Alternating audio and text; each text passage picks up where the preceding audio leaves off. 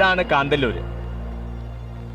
നമ്മുടെ main see level, അതായത് കൊച്ചിയിലെ കടൽ തീരത്ത് നിന്ന് മേലോട്ടളന്നാൽ ഏതാണ്ട് 5500 ഫീറ്റ് മുകളിലാണ് ഈ സ്ഥലം.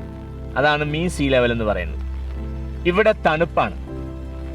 രാത്രിയും പകലും ഇതേപോലെ ചെറിയൊരു മഴയും മഞ്ഞിന്റെ സാന്നിധ്യവും കോടമഞ്ഞിറങ്ങുന്ന അതിമനോഹരമായ പ്രദേശം.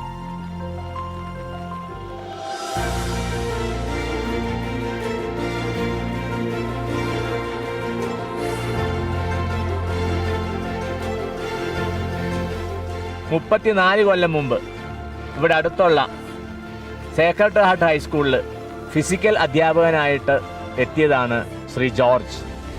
ജോർജിൻ്റെ ഭാര്യയാണ് ഈ അടുത്തുള്ള കീഴാന്തൂർ LP സ്കൂൾ അധ്യാപികയായ ജെസിമോൾ ഫ്രാൻസിസ്.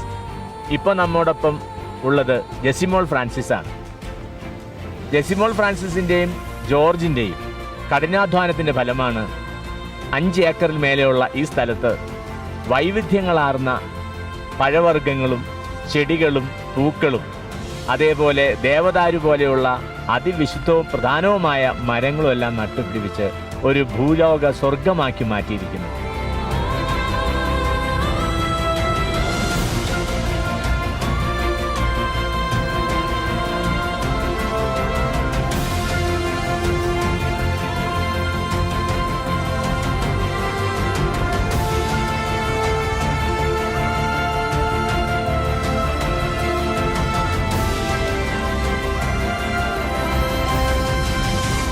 ഈ സ്വർഗീയ അനുഭൂതി നാട്ടുകാർക്ക് എല്ലാവർക്കും ജെസിമോൾ ടീച്ചർ പറഞ്ഞു കൊടുക്കും. ആര് വന്നാലും ഒരു അധ്യാപിക എന്ന നിലയിൽ ഇവിടുത്തെ ജൈവ വൈവിധ്യത്തെക്കുറിച്ചും ജൈവവളം ഉപയോഗിച്ച് ഉണ്ടാക്കിയിട്ടുള്ള ഫലഭൂഷ്ഠിതമായ ഫലങ്ങളെക്കുറിച്ചുമൊക്കെ ടീച്ചർ വാചാലയാകും. നമുക്ക് ശ്രദ്ധിക്കാം ടീച്ചറിന്റെ വാക്കുകളിലേക്ക്. എങ്ങനെയൊക്കെയായിരുന്നു ഈ കൃഷിയുടെ ആരംഭം? കൃഷിയുടെ ആരംഭം ഈ സ്ഥലം വാങ്ങിയപ്പോൾ ഇതിൽ 1-2 ആപ്പിൾ മരങ്ങളെല്ലാം ഉണ്ടായിരുന്നു.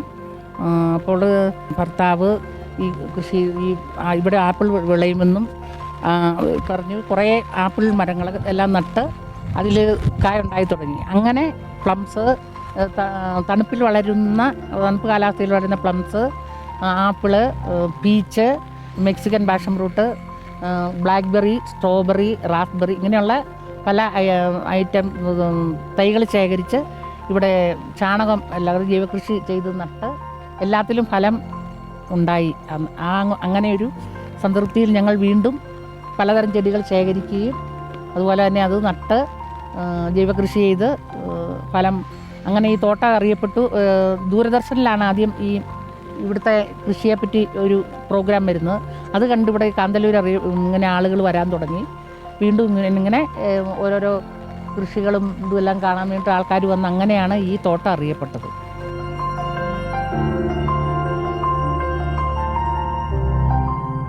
ഇതിൻ്റെ വിൽപ്പനയൊക്കെ എങ്ങനെയാണ്?